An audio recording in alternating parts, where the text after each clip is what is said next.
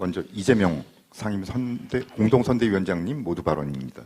네, 반갑습니다. 존경하는 광주 시민 여러분, 이제 정권 심판의 날이 20일 남았습니다. 이번 총선은 국민의힘과 민주당의 대결이 아닙니다. 나라의 주인인 국민들과 나라를 망친 윤석열 정권과의 대결입니다. 물가 폭탄으로 민생을 파탄내고 입틀막, 칼틀막으로 민주주의를 파괴하는 정권, 국민을 업수히 여기는 무례배 정권을 심판하는 날입니다. 국민이 승리하는 날입니다. 오늘 새벽에 이종섭 대사가 도둑 입국을 했다고 합니다. 굳이 새벽에 들어왔나 싶은 생각이 들긴 합니다. 불과 열흘 전에 호주로 도주 출국을 했는데 이제는 새벽에 들어와서 기자들의 질문에 답도 제대로 하지 않고 서둘러 자리를 떠났다고 합니다. 이종섭 대사는 국기 문란 사건의 명백한 핵심 피의자입니다.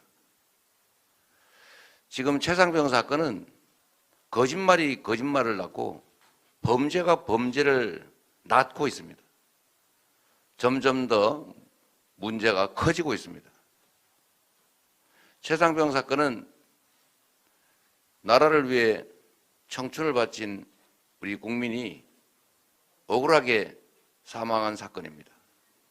그 사망 사건 자체에 대해서도 책임을 져야 마땅하거늘, 진상을 규명해야 마땅하거늘 오히려 진상 규명을 하겠다는 정당한 수사 활동을 오히려 범죄로 몰아서 기소했습니다. 그리고 그 과정에 이 진상 규명을 방해하는 범죄 행위가 있었다고 수사가 진행 중입니다. 그런데 여기에 더해서 핵심 피의자를 권력을 이용해서 해외로 대사로 임명해서 빼돌리는 또 다른 범죄 혐의가 추가됐습니다. 헌정 질서를 문란하는 명백한 국기 문란 행위입니다. 대통령은 즉각 이종섭 대사를 해임하고 출국 금지시켜야 합니다. 마치 이종섭 대사가 행사 때문에 들어왔는데 국민의 뜻을 존중해서 귀국한 것처럼 또 교원 영색하고 있습니다. 경강부회하고 있습니다. 김의건 의원께서 말씀하신 것처럼 본질을 호도하고 있습니다. 이종섭 대사는 행사 때문에 귀국한 것 그 자체로 마치 국민의 뜻을 존중하는 것처럼 포장하려 하지만 본질은 여전히 대사직을 유지하고 있다는 것입니다. 해병대원 순직 사건 외압 의혹 그리고 거기에 더해서 이제 이종섭 도주 사태 또 하나의 중대 사건에 대해서 의혹을 명확하게 밝히고 엄중하게 책임을 묻고 처벌해야 합니다. 최상병 사건에 대한 특검뿐만 아니라 이종섭 특검도 시작해야 합니다.